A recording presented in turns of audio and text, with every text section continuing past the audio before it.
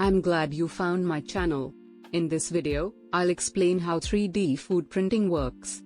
I will also discuss about how technology can be used in creative ways to fight climate change and protect the environment.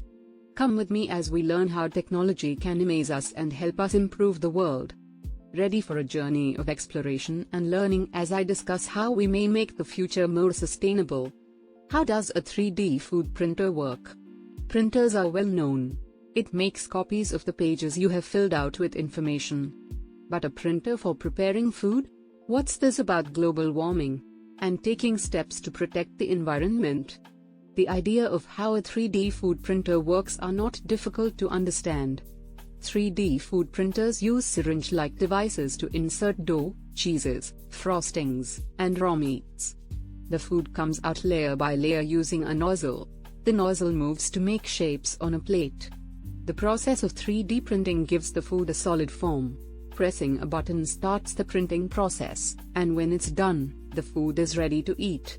Things are still in the future but generally come faster than expected. How nutritious are 3D printed foods? When it comes to nutrition, we should print more food with fresh, healthy, natural, and whole ingredients and stop buying packaged, processed foods. If you avoid packaged foods, you'll eat healthier. That's healthier for you. How much does a 3D printer cost? The price of a 3D food printer depends on its features and targeted purpose. Usually, basic models cost between $100 and $500. Advanced models cost $300 to $1,000, while sophisticated models for business users cost over $5,000. But it's important to do your research before spending money on a 3D printer. What about the safety of 3D printed food? Food safety with 3D printing is not a simple yes or no, according to the Essential Guide to Food Safe 3D Printing. There should be some thought about the risks with using 3D printed components in anything that will come into contact with food.